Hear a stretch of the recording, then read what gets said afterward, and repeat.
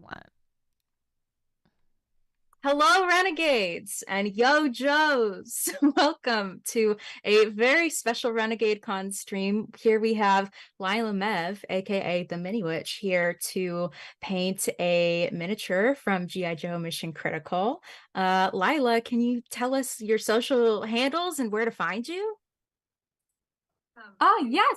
Hi, my name is Lyla, and I am so excited to be here. Apologies. I'm so excited to be here. I am painting Jinx from G.I. Joe Mission Critical. Awesome. And if you're interested in seeing more of my painting after tonight, you can find me at Lyla Mev on YouTube, on Instagram, on Patreon if you want to get private lessons or join my awesome community. Of course, you could go join me on Patreon, or of course, just go watch my videos. That is extremely helpful as well.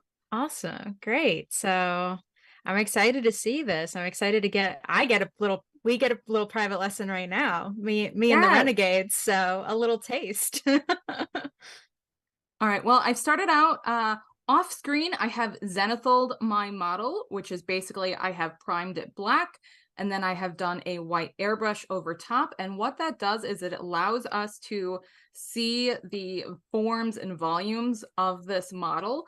So in case you are new to painting and you aren't quite sure how to visualize highlights and shadows yet, this zenithal highlighting is a great way to get you started with miniature painting.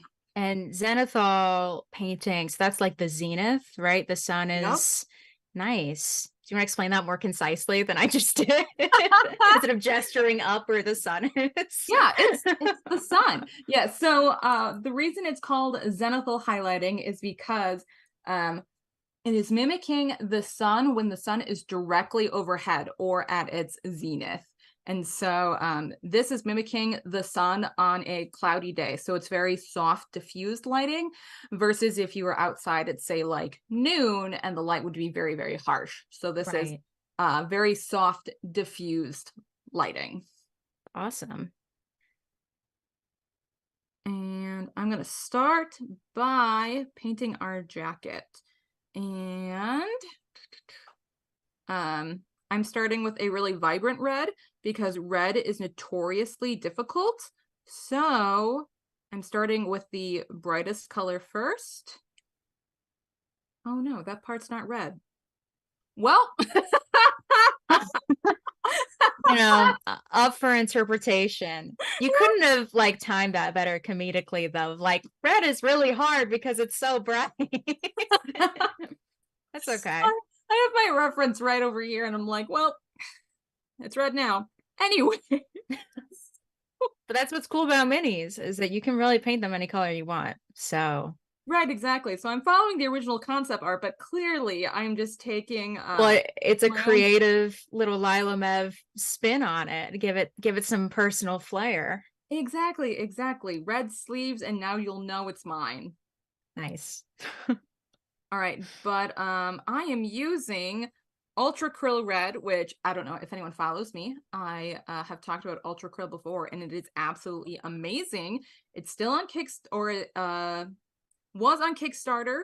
I believe you can still email them to get on their waitlist if you want it. And I love Ultra Krill because look at how opaque this red is. It's really wild. pretty. Yes. I mean, with one coat too. That's pretty wild. Yeah. It's so good. But I'm going to be doing red base and then some purple shadows because again, if you know me, purple is the correct color. So we have to get some purple in here.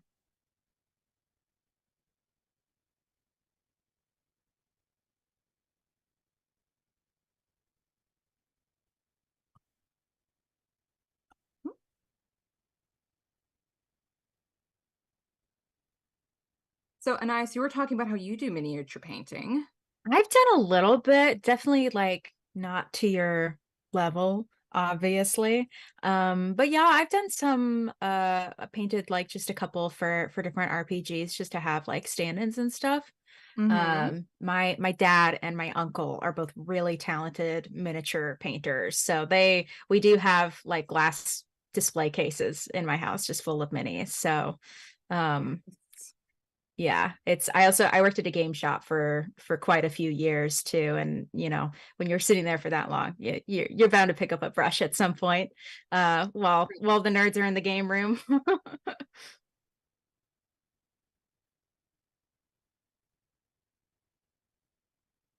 To start shading my red, I'm going to create a 50-50 mixture of my red and purple to start.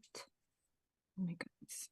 First, I'm going to better apply this miniature to my hobby grip, and then I am going to add in some shadows. If your blue poster tag isn't sticking anymore, you just need to stretch it out, and then it'll get sticky again. So if you think your poster tag's all dried up, it is not. You just need to stretch it. Nice. Poster tag or museum putty is the other one I've heard people use a Yes. lot too. That's the one that really, that's so hot tip, quick tips with Lyla and Anais. Museum putty is what artists use to put on the back of frames to stick them to gallery walls and stuff like that to keep them from falling down. You could use that on your mini to keep it in place so you don't have to like pinch it. Yes, I believe the museum tack that I use is called like earthquake putty or something like that. So if you're trying to find a museum tack and it doesn't work, earthquake putty That's good. And that also works because they works. made that to like keep things from falling during earthquakes. So if that doesn't work, then I feel bad for the people like myself who experience earthquakes. Yeah, false advertising. How dare. How dare. But since I'm hoping to finish this model in an hour.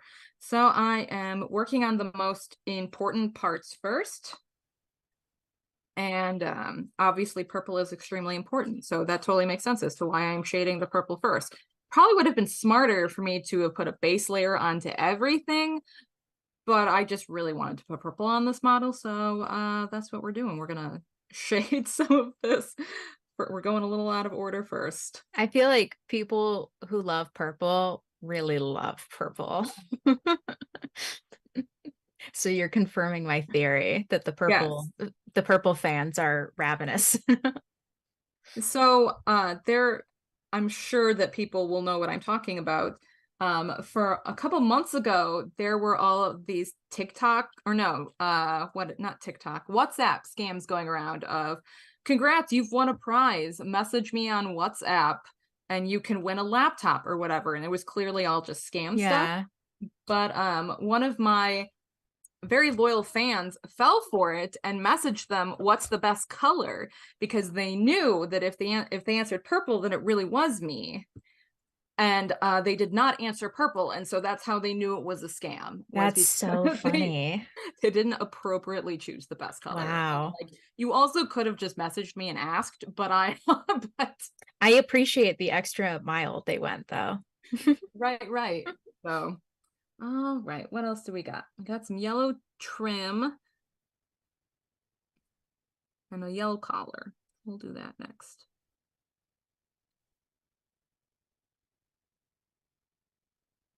In the chat, Kitsune says, I prefer double-sided tape to hold my minis to a holder. I guess Ah, I haven't tried that before. that Like a makes sense. I like blue poster tack because what I like to do if I'm doing zenithal on a model that is I'm going to paint in subassembly.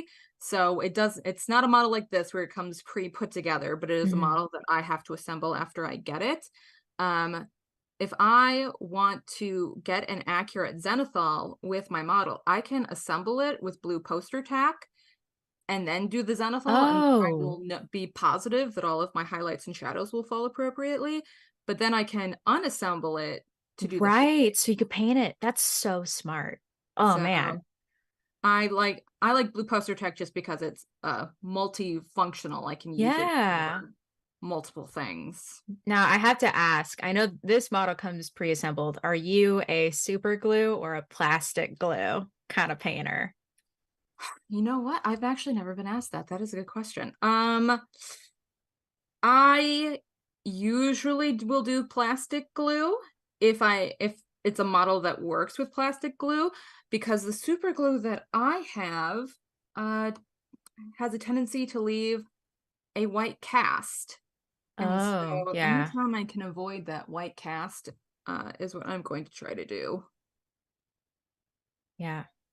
For the viewers at home, the difference between super glue and plastic glue is super glue, which I'm sure most people are aware of, like sticks things really good. Plastic glue actually melts plastic together. So a lot of people don't like it because you can't really change it. You like really can't change it afterwards. And also it could be difficult to work with when you're building models together because it could get a little belty if you over apply it. Um, but yeah, that is interesting. These, of course, don't. They come pre-assembled, so you don't even need to worry about it. No need to build. Yeah, and there were very few mold lines on this model as well. It was basically ready to prime and paint right out of the box. That's awesome. There's nothing worse than doing a bunch of work on a model and then realizing that there's a mold line or something after you've already done hours of work. Yeah. Um, Someone asks, what mini is this? This is Jinx, correct? Out Correct. of which box? This is the Midnight Storm expansion. Yes, Jinx from the Midnight Storm expansion of the G.I. Joe Mission Critical game. I, of course, was very excited to see that there was a woman character. I was And so, really excited about that and on all of that art too. Yeah, she looks like she could kick some butt, which I appreciate. yes, yes, definitely, definitely. Quartz in the chat says a fun trick is adding mica powder to some paints to create cool metallics, especially adding the chameleon shifting colors to magical weapons and armor. That's cool. That's a cool idea. I've never heard of that. Adding mica powder into it. I mean, there's a lot of paints that have like metallic shifting, like the Turbo Dork line Yes. of color shifters. But yeah, I guess honestly, it might be more cost effective too if you're going to a legit art store anyway to pick up mica powders, and then you can custom mix it. I feel like you'd run into the issue of like you need to use all of it just or you need to have the formula really set of how much you want to add into the paint so that if you go back to paint a model afterwards, like you still have the right ratio so it still looks the same. But um yeah, that is pretty cool. That's a good idea. You probably do the Um, same with eyeshadow also, now that I'm thinking about it. hmm. Interesting. Um, on models that you know you're going to be doing a lot of work on, this is usually what I do for competition pieces, but on any model, obviously, is I keep a notebook full of my painting recipes and painting notes, and I'll even do swatches and things like that. So if it's a competition piece that I know I'm going to work on for months on end, I don't want to potentially forget Yeah, how I got to a certain color. So highly recommend a hobby notebook. hobby notebook is smart. Yeah, the Italian painters, not to get so art history and boring, but when they were making frescoes, which are the big paintings on the walls, they had to paint like all with one color in one day because they were worried about the paint ratios. And things would change color and oxidize over time. So they had to like do everything in one day. And if they didn't do it, they were like, all right, painting apprentice, mix it up. We're doing it again today, and we're gonna make it this time. I did not know that. Yeah, it's so all of these great painters, they had like a million apprentices because they didn't go to school like we do now. They just went off to apprenticeship. So all these young apprentices would mix all of these paints and stuff and then would get to work painting throughout the day. And of course, they weren't allowed to do the more intricate stuff. So if the painter didn't finish it in time, um, he would usually make them remix everything and do it all again within the time frame so that the material didn't oxidize. Yep. Anyway, Oh, don't have that problem anymore. But it's a yeah. Oh similar my issue goodness. with like minis, I would say, particularly just because like the ratios are important when you're working with such, and like really you're just kind of doing drops, and there's still that kind of variation when you're adding drops into mixes and stuff like that. And there's only so much you can eyeball. Once you get to know your colors, you'll eventually get to the point where you can eyeball it and remember how to mix certain colors. I can look through my paint collection and go, oh yeah, I remember how to make that color. But sometimes, like I said, for a competition, I don't want to take that risk. Yeah, So absolutely. Yeah. always take notes. Yeah. I love looking at people who enter painting competitions like that. I think it's so cool.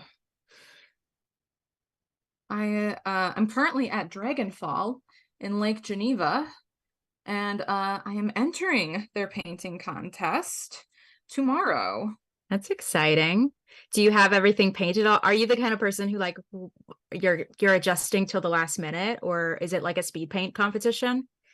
Nope, I've been working on it for the past 2 months. I totally would keep working on it, but my husband wouldn't let me. He's giving me the stink eye right now about like, don't even think about picking up that paintbrush and putting it on that model.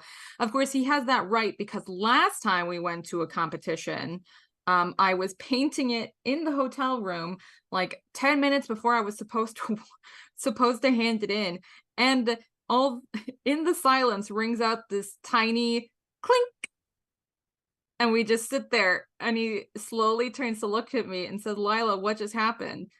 And I said, I wanted that piece off the model. That was supposed to that Oh was supposed to come no. off. I did that Oh so it'd be easier to no. paint. And I had broken off part of her crown 5 minutes before handing it in.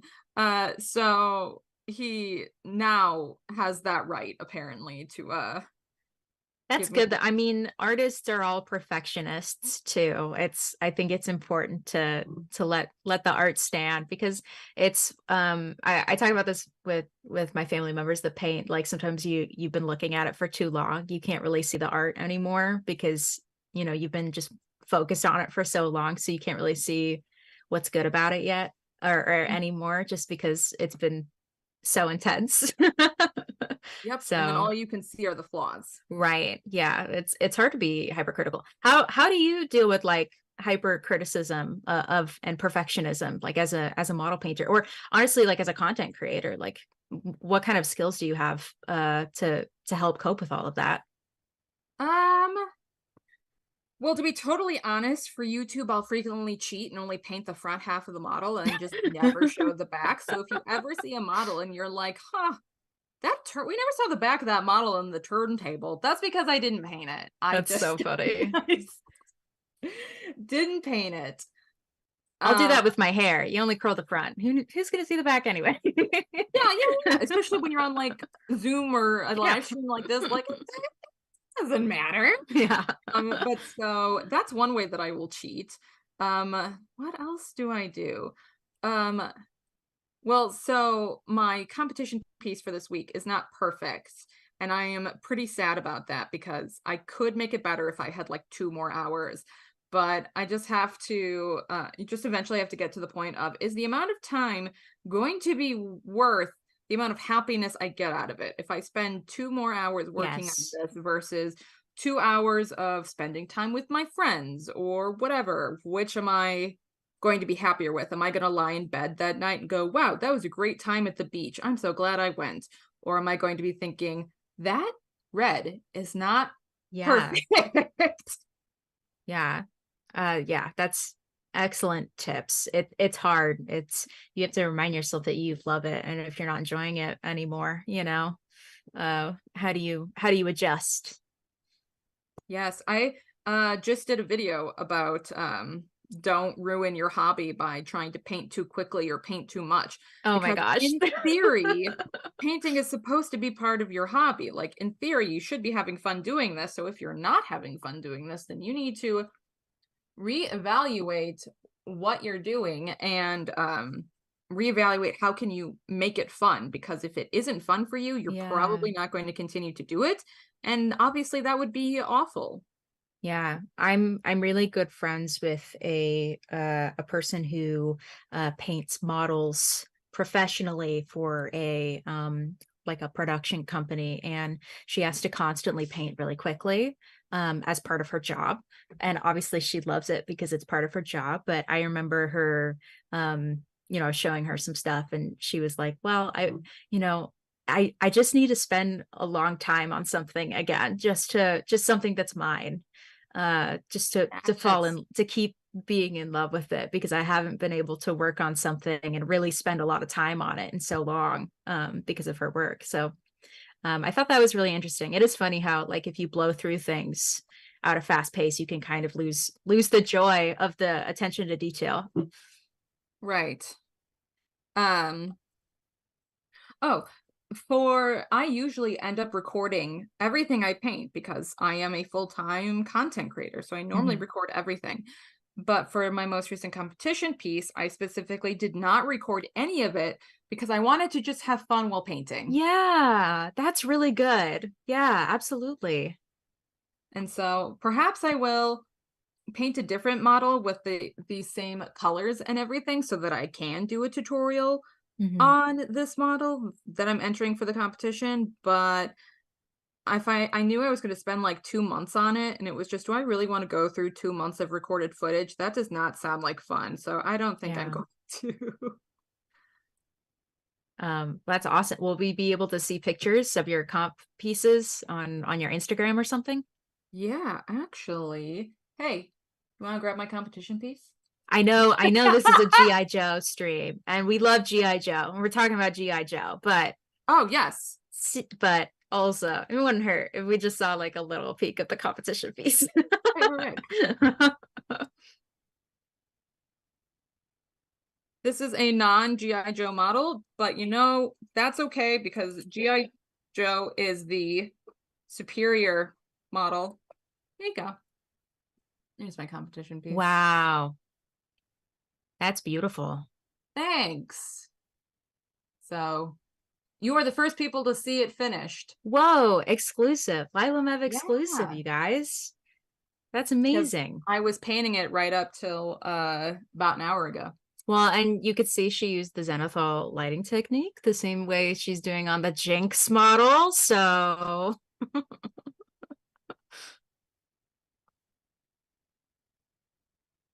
Yes, I am. What else do I want? What do I want to do on her next? So I'm trying to do what I said I was going to do and lay down all of my most important colors first, or at least lay down a base coat for mhm. everything first. That way, when you are speed painting, if you suddenly realize, oh crap, I have a game and I don't have time to finish this, if you've done at least a layer coat on everything, it at least won't, it'll look okay on the tabletop. Yeah, I mean, that's a Just great tip for people who don't want to be super into the gaming or the hobby part of gaming also. Like, if you GM in person and you still want minis at your table, but maybe you don't have time because you work full time to paint, or or whatever other reason, or you don't enjoy it as much, you can just flatten the larger colors and it'll still look really good on the table. And I did not bring any contrast paints with me at the moment, but contrast paints and washes are so amazing to speed things up, especially because they come in so many different colors. I personally prefer the Army Painter speed paints if you're Oh, looking to really? get into speed paints, but they are such a great way to speed up painting. Yeah. Um, yeah, it's interesting. When those paints came out, there was a huge debate at the shop about them. So it's cool to hear that you really like them. I was on Team Speed Paint for sure. Um, but when I was still working at the game shop, one of my coworkers at the time didn't like how it reactivated. Ah, Uh, yes. but also if you're just painting quickly and you can't spend a lot of time on it, a speed paint is a great option. Also, they come in that awesome gift set. Anyway, we don't sell those paints. We don't need to talk about them. But but I like the big pack it comes with. Yeah. Can you say for the chat one more time which paints you're using? Sure thing. So that gorgeous red that I was using is from Ultra Krill.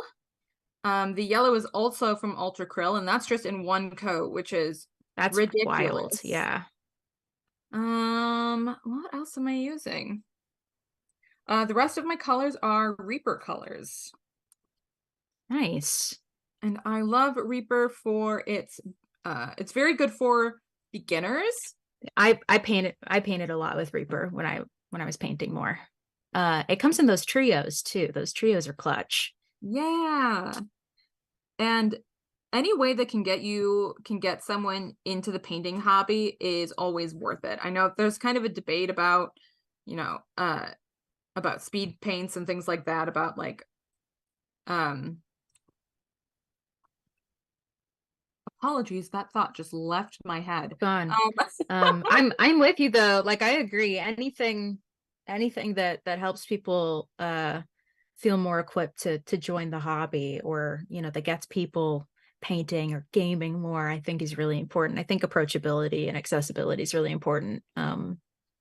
So obviously more affordable paints are great. I saw someone in the chat earlier say that they painted some minis from Mice and Mystics with cheap craft store paint. And yeah, you can use apple barrel. What's that Apple one called? barrel. Apple Yep. barrel.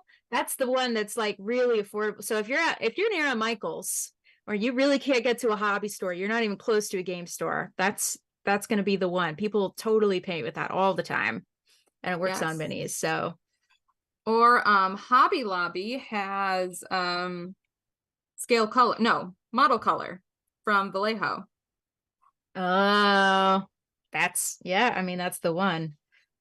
um Times Quill in the chat says Lyla flexing her early access ultra krill on us. Yeah. I mean, there are perks to getting to do this for a living, and painting for you guys is one of them, but it does also come with paints. A Yeah, that is lot of nice. paints. um People in the chat are talking about how long they've been painting. Lyla, how long have you been painting? I have been painting since 2017. So that's 5 years? Or is that 6 years? Oh God, is it 6 years? 2017. 2017. I can't do math and paint at the same time. It's 6 years. 6 years. God, it doesn't seem like it's been that long. I know. It's yep, the passage of time. Did you get into painting? Like, were you gaming a lot? Like, did somebody else teach you how to paint? Like, how did you find your way into the hobby? So I got kind of dragged into this hobby kicking and screaming. I didn't want to do it. So my husband plays Dungeons and Dragons, and I always said, "That's nice, dear. No thanks." And I did not want to participate because I thought it was lame, and I didn't. You were like, I'm too cool for these nerds. Yes, I was like, but no, thank you. And so my husband said that you have to play one session, and if you play one session and you still don't like it, I'll never ask you to play again. And so we did one session, and it only took one session. And so I just absolutely fell in love with mini painting. Honestly, I first fell in love with Dungeons and Dragons, and then I found out that, wait a minute, there are these tiny things you can paint. I've always loved little things like I always wanted one of those really intricate Victorian doll Oh houses. yeah. Like, I've always been into little things. Yeah. And so when I found out that I could do D&D and have little things. Yeah. I feel like I was conditioned to like minis because I had Polly Pockets growing up. I feel like that's your entry point. Those tiny little Yeah, definitely. So, yep, it started with Dungeons and Dragons, and then I uh actually was posting on Reddit and got commissions from Reddit and was like, "Oh, look, I can make money from this." That's awesome. But I am a classically trained artist, and that absolutely Yeah, that makes certainly me help. helps. Yes, yes. Just being able to understand colors and light, it makes everything a million times easier. I'm sure. Yeah. All right, I almost have all of my final layers. Um, have you heard of the slap chop trend? I have. I know about slap chop. That's the quick and dirty one that's gonna get your minis looking real good with a short amount of time, right? Right, so that's the zenithal over or speed paints or contrast paints over your zenithal, and that speed things up so much. So I'm doing the traditional layering technique where I am building up my highlights and shadows. Right now I'm doing lining, so I'm just taking a very dark color and drawing in between each section. So you can see right here Hmm. where I did that line between my yellow and red. They both colors now pop a lot more because I've basically painted in the shadow for those areas. Um, but washes will do that for you. Contrast paints work perfect over zenithal or slap chop. So there, I am taking this the slow and meticulous way to paint this. But there are so many faster ways that you can get your model off your table and into your gaming. Yeah. I'm doing it how I like to do it. Yeah. Would you care to explain to the chat the difference between a wash and a contrast paint and a layer paint? Sure thing. So I am using layer consistency paints, which basically means that it is opaque.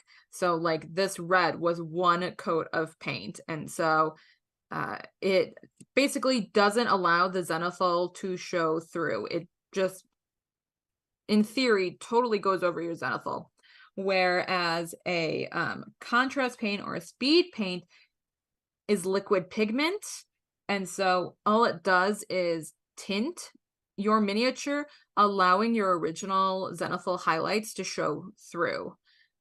It, however, the color can be very intense. It can wash out all your zenithal highlights. You don't have as much control as you do with a layering technique like what I'm doing Yeah. here.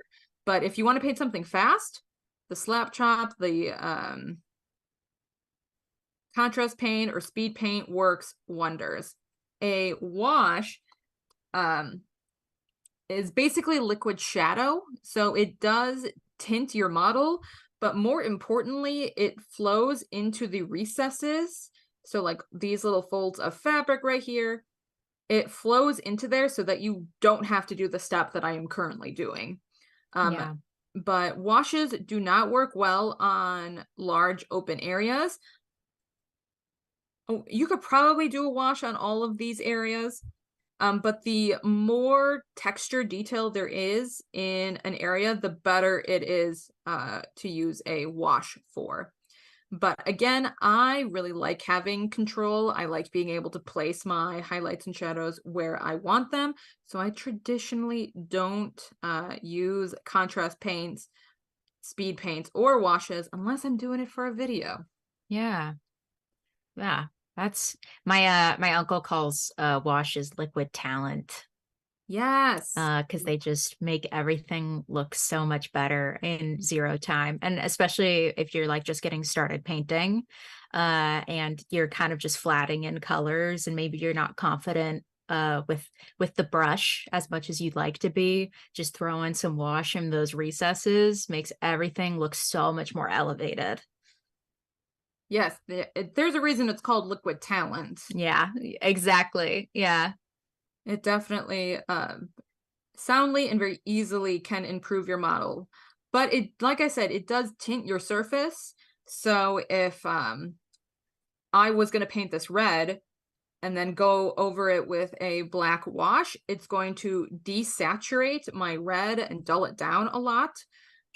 So you do have to be a bit careful when you're using washes that you know what you're you know what you're getting. You don't want to add in a wash Yeah. and then realize afterwards that I had painted this perfect red and now it is gone. Right. Like particularly with like the GI Joe minis and even our Power Rangers minis, since they're based off of like they have these vibrant, wonderful colors, you know, because they're based off of the characters and the toys. You know, you want to still maintain that kind of like Saturday morning cartoon color palette, I'm sure. And I'm sure it would, dulling it down, you'd lose kind of the effect of it, right? Of having a character come to life straight off the screen. Right. What you can do during that sort of instance is that you um paint it your vibrant color, do your wash over top, and then you can go back in and either with a like a domed brush, dry brush in those highlights over top, or you can go back in and paint in those highlights individually by hand. And also, speaking of using very bright and vibrant colors, zenithal highlighting is great for using vibrant colors because most vibrant colors are less opaque. So um, they work better over a white base coat. So Right. if you're having problems, you're having problems getting your red to look really saturated, you've added a million layers, make sure you're painting over white because that makes such a big difference. Yeah. In the chat, Andrew Loop, my coworker at Renegade, hi Andy, says back in the 80s, before there were bottled washes, we used dishwashing liquid water and a little bit of paint. So he would just water down his paint with dishwashing liquid. I have heard of that. Wow. Hot tips from the chat. I'm not old enough for that.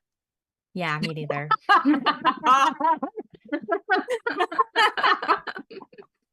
um, but if you're ever in a pinch, you know, maybe. Um, that's I really have cool. I've also heard that if you um use your wash over a gloss varnish, it sinks into the recesses better. I don't know if that's true or not. Wow. Somebody will have to test it Go out. try it at home. Somebody go and report back in February at the next Renegade Con. But I love old. It's interesting because mini painting seems like it's relatively new, but in reality it is absolutely not. But it's amusing how in mini painting we go through trends because even slap chop's not new. It's just a new name. Yeah, yeah, People, it's originally was called grisaille, where traditional artists would paint in black and white and then add color over top. But in miniature painting, we like just discovered this new technique, and so it's very interesting how yeah. trends come and go and things become popular, the popular again. And so I love mini painting. I love it too. Yeah, it's so cool how everybody has kind of like a different favored like method of doing things, like how you prefer the layering, the traditional layering method. And there's just like a lot of ways to do it that I think is really cool. You know, for different kinds of painters and different kinds of people, like they're able to kind of find what works for them and still create something that looks so neat. And getting to take like a really cool character like Jinx here, and getting to bring her to life in a brand new way, I think is really neat. I always love taking characters like this and then adding my own spin on them, like we talked about earlier with the purple shadows. Mm-hmm. Or let's see, I have my purple shadows here. Oh, yes. I'm adding sort of like an orangish highlight to my red so that that can help make my red really pop. Um, a tip about red, you could do what I'm doing and continue to highlight up using an orange color, or if you feel like your red isn't bright enough, uh, instead of going orange or pinkish like what I'm doing, the answer is to add in darker shadows. So then you don't actually have to change the shade of your red, but by making your shadows darker, your red looks more intense, even though it is the same red that it's always been. Right. Just by man, color theory is so cool. It's so funny. It's it's wild how just color's relation to other colors can play tricks on our mind like that. Yes, definitely, definitely. Let's see.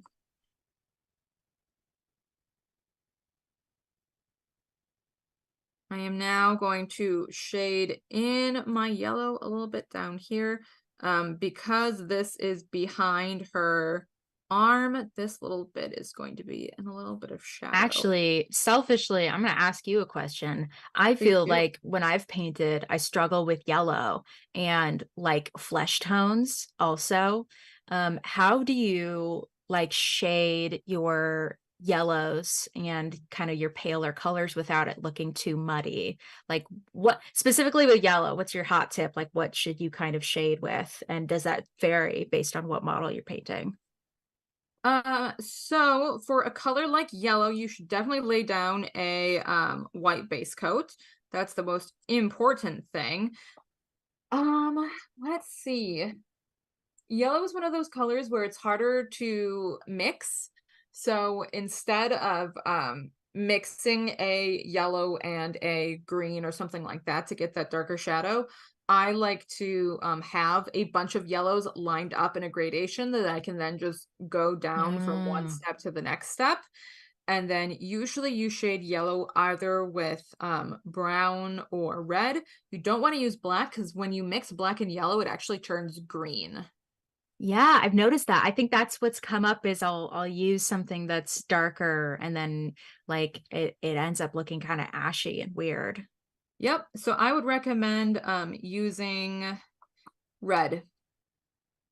I would Red. do like yellow to orange to red to shade my yellow instead of going like yellow to brown because first of all, brown's pretty lame and it's a miniature, so we like we have this cool opportunity to do something really unique and different and something that probably could never happen in real life. Like these shadows aren't actually purple. That probably wouldn't make a Right. lot of sense. Yeah. But since we have this opportunity, we should take it to the full extent and make it as fun as possible. So, yep, that's what I would do when doing yellow would be or yellow to orange to red. To keep it warm. Yeah. Yep. Good tip. Good tips. Hope you're taking notes, chat. So much wisdom is being dropped on this stream right now. So it's not every day you get a lesson from Lila Mev. I'm just saying, it's pretty cool wisdom. It is. Also for vibrant colors, you should go more intense in your highlight and shadow than you think that you should. Well, just in general, you should go more intense than you think you should. Right. The likelihood of you having too much contrast in a model is almost zero. So Right. if you're thinking, wow, this model looks kind of boring, or I think I'm done. No, you're probably not. You probably can push the highlights some more. So the answer is always more intense highlights. Yeah. It seems like who was it? Oh, Elsa in the chat had mentioned that they are struggling with neon paints. Would you say that that advice is also for like painting in neon color palettes as well? So for neon, you should definitely paint over white, and then also brand is really important. I really like the golden colors, so golden so flat, golden high flow. Um they are absolutely gorgeous. And if you can, do neon colors through an airbrush because Yeah. trying to layer up neon colors with a paintbrush is so hard. So if you have the option to not layer up your neon colors with a paintbrush, you should absolutely take it. So neon colors, airbrush, and go over white. Oh, and then use a good brand. Like I said, golden high flow or golden so flat are both amazing neon colors. I use them all the time. They're quite expensive, So you better make sure that you are getting colors that you really like. These are not the kinds of paints that you can just buy on a whim and let them sit in your Yeah. drawer. Yeah. So make sure that you are getting colors that you will actually use, but they are really, really good for getting neon colors. Nice. Someone else in the chat asked if there are any painters that inspire you when you're painting minis, My or painters you love. Yeah. My favorite miniature painter or painters who I go to when I need advice, well, not advice, when I need inspiration on colors or composition or anything like that, is Craft World Studios. They are amazing. Their use of color is just wild. That's Um, awesome. but other than miniature painters, I really like Peter Moorbacher. He is a very like surrealist artist. He does like a lot of weird floating figures in lightning storms and very fantasy. Uh, they honestly, it looks like they could be like tarot cards or something like Oh, that. Just wow. That's so very cool. high fantasy, but the colors are just gorgeous. So whenever I'm having a problem coming up with a color scheme, those are the two artists that I go and look at first to try to find inspiration. That's great. That's cool. Yeah, I think Sophia already asked in the chat, but if anyone has any questions for Lila before we wrap up, we're probably going to be wrapping up here soonish. So if you have any questions, get them in now. We could talk about them. So Lila, have you watched the old G.I. Joe cartoons, or do you read the comics or anything like that? Or you just like painting the minis? I grew up with G.I. Joe a little bit. Well, my best friend's younger brother grew up with G.I. Joe, and so I've That's a lot seen of some of stories. It's always like my older brother, my younger brother. yes, so I remember it from the 90s. I also remember stealing G.I. Joe because he was so much more handsome than Ken, and so He we would always is. we would always Yes. steal G.I. Joe for our Barbies and such. So it's really cool that it kind of comes around full circle that I get to play with G.I. Joe again in such a unique and different way, because miniature painting was never what I saw for myself in my future. If you had asked, 10-year-old Lyla playing Yeah. I G.I. mean, Joe, it's not necessarily something you even think about, right? yeah, if you asked me, do you foresee yourself painting G.I. Joe in 20 years, I would have been like, no. So it is cool that something that was so prevalent in my childhood, I am now suddenly circling back to. Yeah, that is cool. That's kind of what's cool about gaming too, is that like it's always there, um, to go back to, and it's funny how things go full circle like that. Yes, I've had so many people tell me that they're coming back to miniature painting 20 years later or something like that. Like they did it when they were in high school or when they were a kid, and now they're coming back to it. And it's interesting that this hobby is still here. Yeah. 20 years ago, there is, or 20 years later, there is still miniature painting. Yeah. And I mean, it's such a huge community too. It's only growing. We were Yeah. pretty excited. Yeah, for we are making the Heroescape game coming in, more info coming soon. Tune into the Heroescape Meet the Team stream for Renegade Con. But we were pretty excited about that because the community is so excited, like just such a loving, passionate community. So it's cool to like welcome more hobbyists and mini painters into the Renegade family. Yes, absolutely. All games, anything that can bring people together is just so wonderful. Yeah. Yeah, I agree. That's why gaming is so cool. It brings people together. I love the community aspect of it. And it's definitely not lame. It's not lame. It's not nerdy. I don't care what you jocks in the chat are saying. I'm just kidding. There's no jocks in the chat. Well, if they are, they're being very nice. Yeah, no, it's the coolest. Um, yeah, I mean, and it's cool getting to be here and see that. Well, it's cool how like digital platforms have evolved too. So like Instagram Reels and TikToks and stuff, like the way you can see more, and like YouTube in general, like the more you could see people painting minis now, and like you weren't able to before. So it's cool that you can like look up channels like your own or any other mini painting channel, and you could just see like the creativity that people are bringing to the table when they paint. Yeah, the community, even I haven't been a part of the community that long. Yeah, 6 years, but in a hobby that's been going for 20 Sure, plus, the 6 grand years scheme is of not a lot. things. Yeah.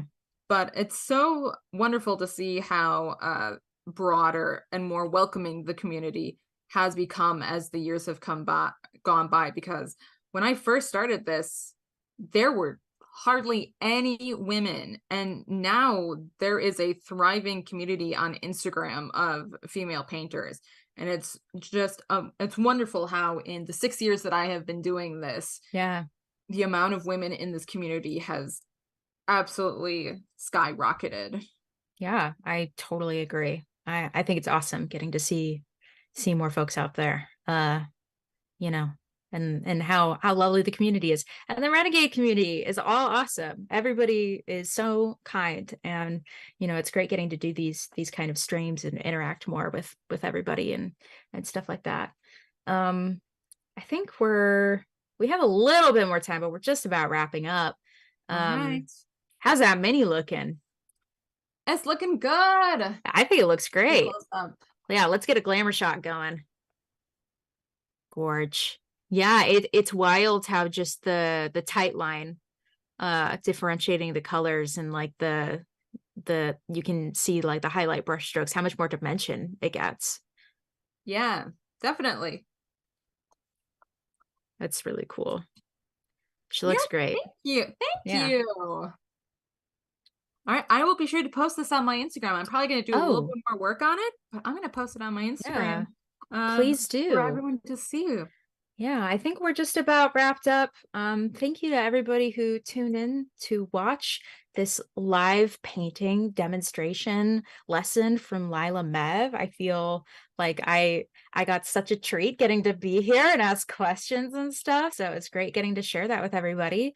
Lyla, where can people find you? I am Lyla.mev on Instagram, and Lyla Mev, the mini witch, on YouTube.